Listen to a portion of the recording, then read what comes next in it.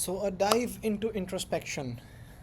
It is our topic of today, and the first question that we will ask today is, what forms could introspective systems take?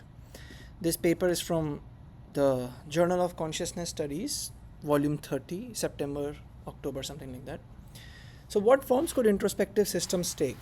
What this paper is a proposal. This is nothing neuroscience. There is no science. This is more of a philosophy, a proposal for a new approach to study introspection. Instead of asking questions about introspection in humans, we ask, what form could any introspective system take? This question helps us understand introspection by dissociating from human centric ideas. We can hypothesize about AIs, aliens, etc. So this, however, is no neuroscience, but more philosophy, more abstract discussions. So first, let's define introspection. Introspection is a process by which a cognitive system represents its own current mental states in a manner that allows the information to be used for online behavioral control. All right. So first thing, that introspection is just a process.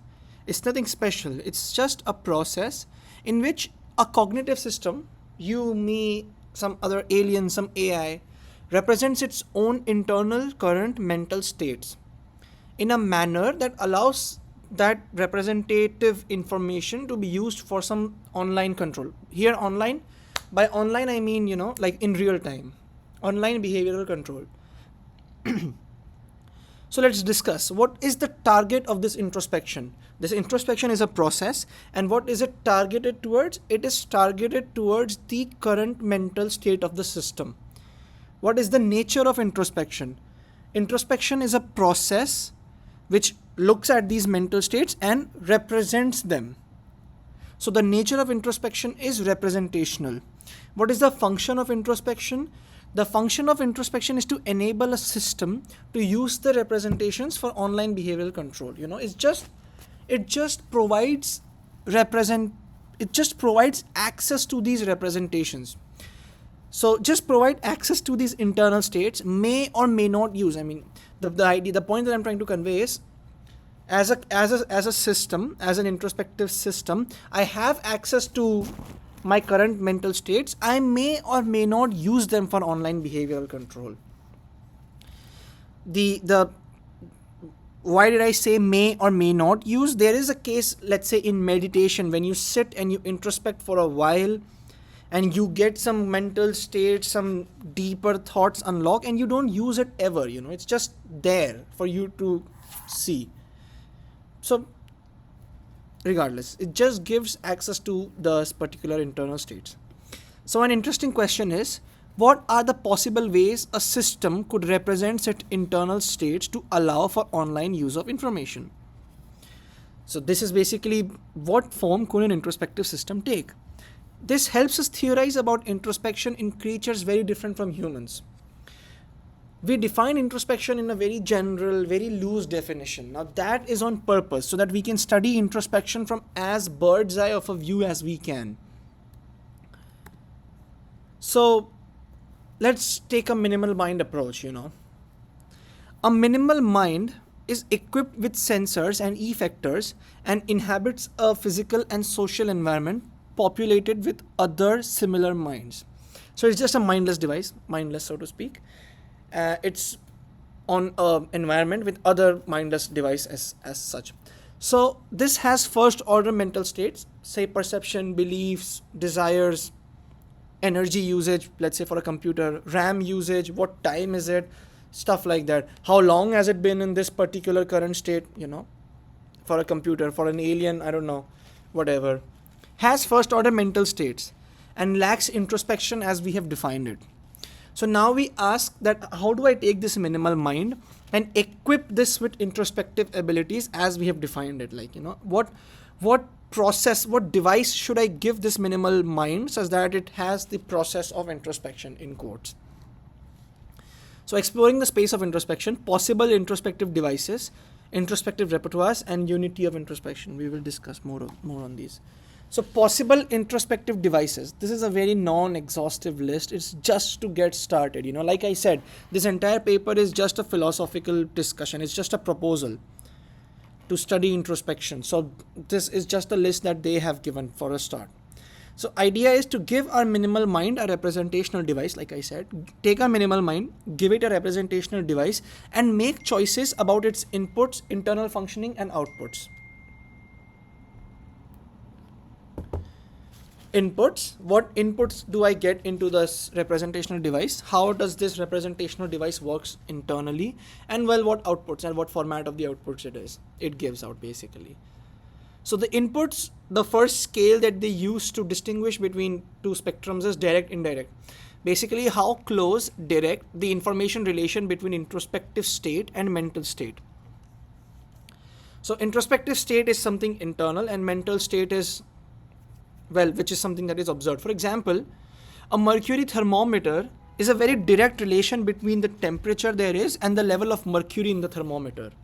The level of mercury rises, let's say 1 mm, and you can really infer from that the temperature has risen by 1 degrees. That's a very direct relationship. No mercury in the thermometer, you cannot infer any temperature, stuff like that. Versus weather app. Weather app in the sense, the value of the pixel on your particular device, that pixel value versus what weather it is outside is a very indirect relation. It's just that one pixel. It's just not that one pixel which gives the information. It's the collection of all of those million pixels around it which arrange themselves in a specific pattern which is then read by a human, and that is when the human understands that it's 90 degrees outside, stuff like that. If one pixel dies, if one pixel disappears, it doesn't make any difference on the human reading the weather app. The human will see a little black spot on the screen, but overall the human can still infer. So it's a very indirect relation. That's what they have said in the paper. Outputs, let's talk about the outputs. Non-conceptual and conceptual. The output format is conceptual, like beliefs, something digital which can be combined and which can be highly inferential. For example, I believe I am sad, and I believe if I drink alcohol I'll be more sad. So these kind of beliefs, this is an introspection, and these outputs are conceptual. Versus a non-conceptual output like sensory states, something very analog which cannot be combined with others, and is just existing right there. This is not a binary choice but a spectrum. Another axis that they have defined is internal functioning, inflexible and flexible.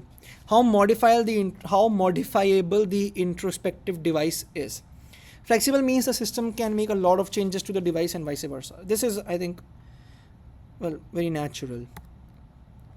What was the point? What was the point of discussing this exhaustive list? What was the idea behind listing these input out, direct, indirect, conceptual, non-conceptual? Well, here we go. If you see this cube, it has axes of direct, indirect, 1 being really indirect and 0 being direct, inflexible, flexible, and conceptual, non-conceptual, stuff like that. So the circles here in this diagram represent existing theories of the mind, So the point of this diagram, the point of this entire discussion is to direct our attention to areas that are unoccupied by current models. So, for example, if you see the crosses here, like this particular area in the cube has not been really studied by any existing theory of the mind. So the idea is that you can take out planes and volumes in this cube which will tell us about areas where no theory exists yet.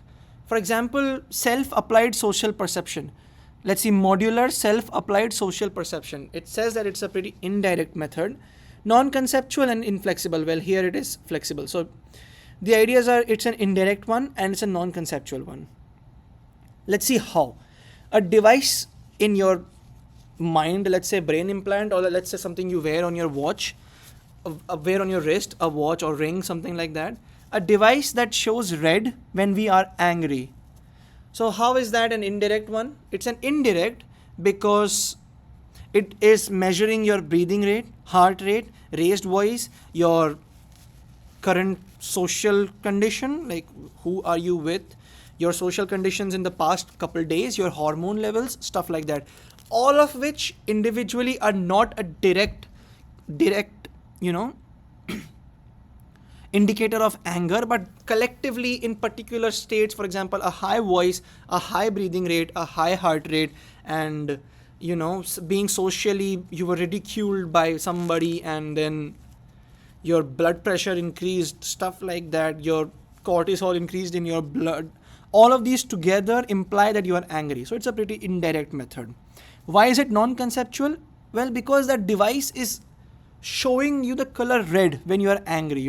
It's like you're angry and you look at your wristwatch vibrates, and you look at your wristwatch and it is showing the color red. It's a very non-conceptual, not a belief. It's a very sensory, right in my face, quite an analog kind of a output. That's an introspective device that we do not have yet, but we can very well have in the future. And flexible, inflexible is pretty straightforward. Inflexible would be red is angry, blue is sad, yellow is bitter. Well, flexible would be red is angry today, but red might be love tomorrow. Stuff like that. It can change, basically. That's all flexible, inflexible means. But the idea is have an introspective device which is quite an indirect and non-conceptual one. Possible introspective repertoires, okay? So this is basically how the device groups and characterizes a mental state. Basically, all it does is takes a mental state and puts it in, let's say, set A versus set B. And this is, again, just a start kind of list, which is the theme of the paper.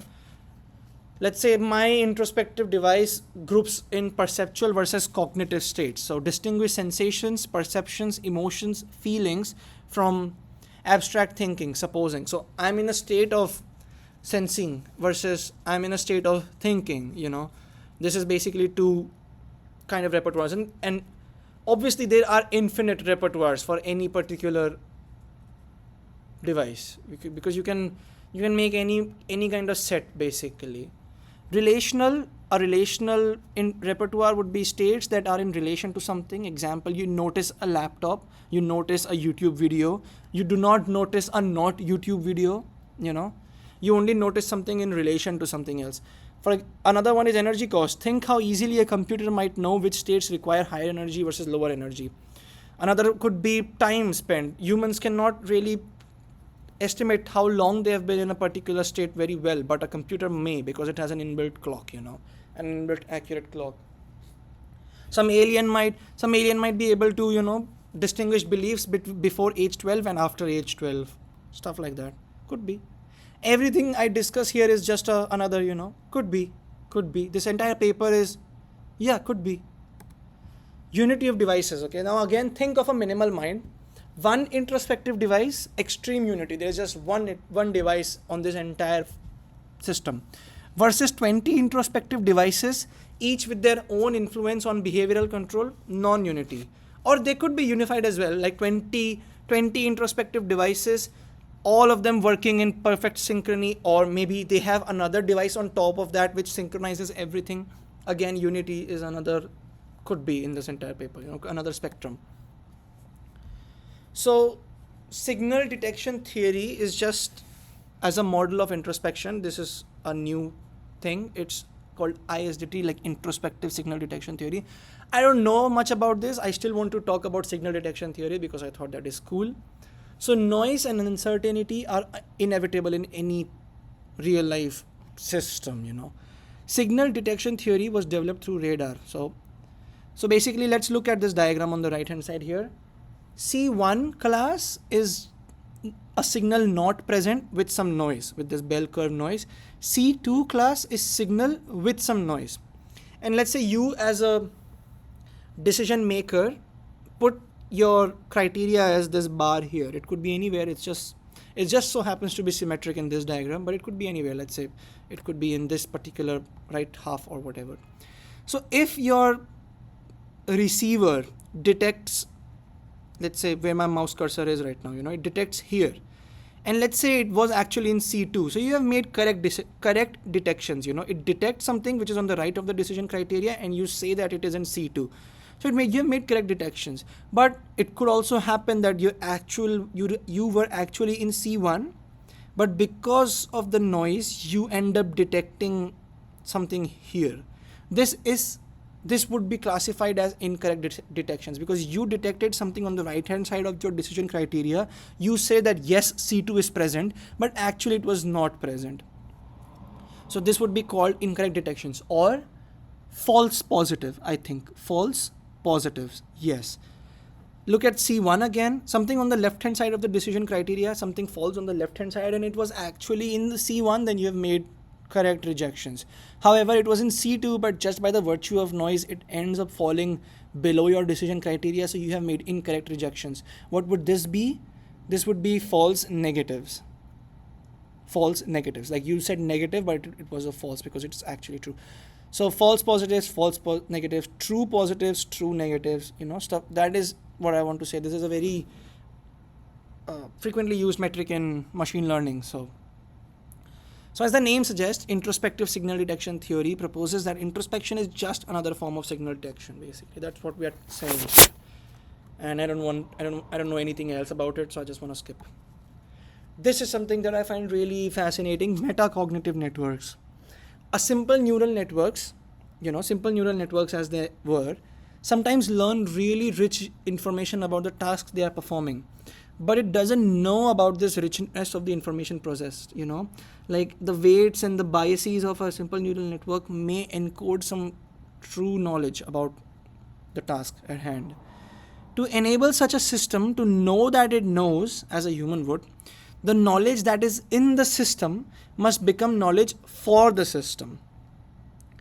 So how would you do? What does this mean? What do these words mean?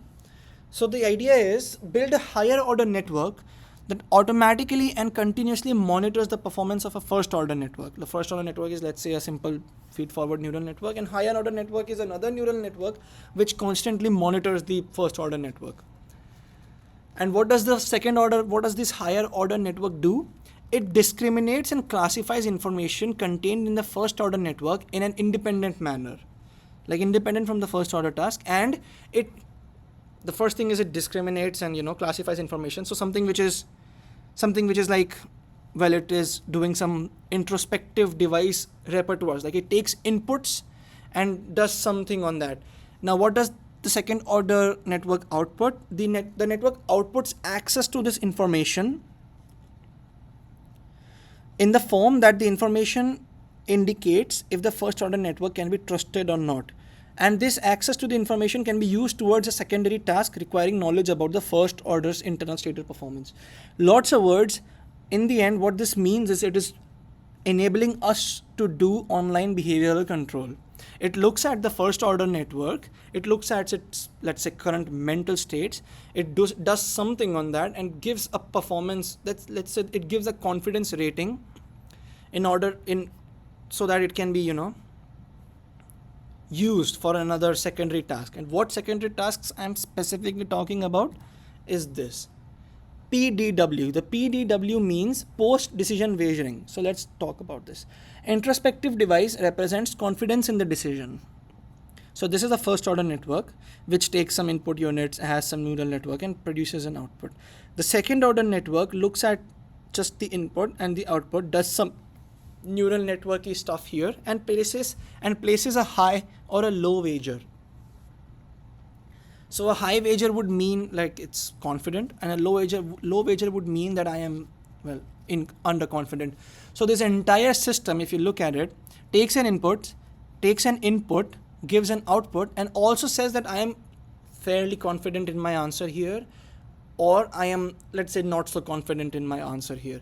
So it's a very conceptual kind of an output for this particular introspective device, right? It's confidence. Let's talk about it. So artificial multi-level neural networks aim to formally model meta-knowledge in tests that utilize post-decision wagering to measure subjects' metacognitive awareness of their decisions. Lots of words. In the end, it's just a way to measure confidence.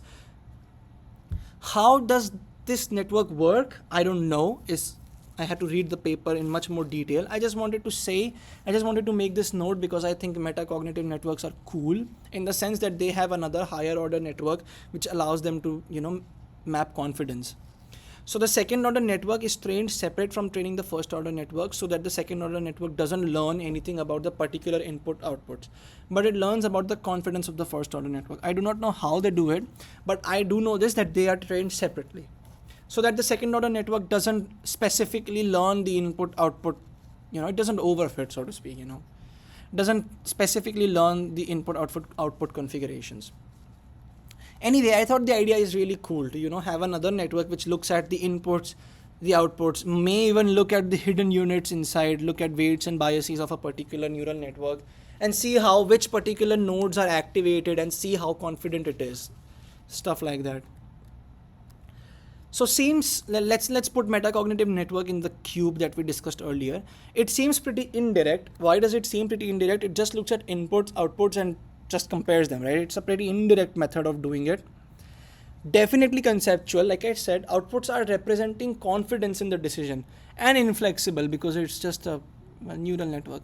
It's not a very smart brain, but it's definitely an introspective system. It takes an input, takes an output, and it can also be introspective about how confident it is. So it is definitely an introspective system, not a human brain yet, but definitely introspective. So let's talk about meditation, an appendix, So my experience in a 10-day silent meditation retreat, I have done 2 Vipassana courses. Vipassana is the 10-day meditation course. And all we do is 8 to 10 hours meditation, no talking, no outside connection, no internet, not even talking to the other meditators. It's just hardcore 8 to 10 hours every day for 10 days meditation. And what is this meditation? The meditation is a body scan head to toe and observe sensations on your body. Observe them arise and pass away without reacting with any craving or aversion. So in the end, build this habit on the level of the body, of not reacting with cravings or aversions. The hypothesis is that what they say in the meditation retreat is that when an external stimulus comes in contact with us, a sensation rises on the body, which an inexperienced meditator cannot feel because it doesn't pass a filter to reach the conscious experience. So this is my interpretation of this. For example, you are sitting right now.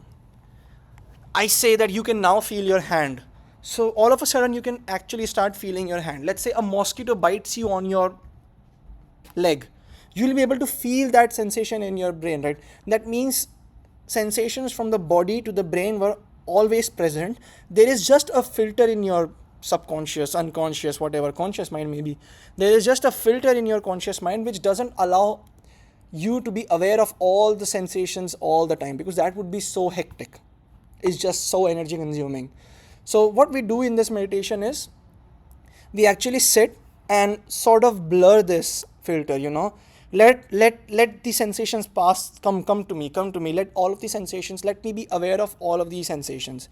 So now the hypothesis is, now that I'm aware of my sensations all the time, let's say, it is that when an external stimulus comes in contact with us, a sensation rises on the body. Now, if the sensation is pleasant, we react with craving, and if it's unpleasant, we react with aversion. And with this meditation, we break this habit of reacting with craving and aversion. And how do we do it? We just observe sensation and refrain from reacting. So in the introspective system terms, we can change our introspective device to access more non-conceptual states of the body, which I would hypothesize are embedded deeper into the brain. Deeper in the sense, not only metaphorically, but deeper also in the terms of brainstem, or closer to the nervous system, closer to the body, so to speak. So we sit there, also assumption is that the human introspective device is highly flexible, like highly flexible.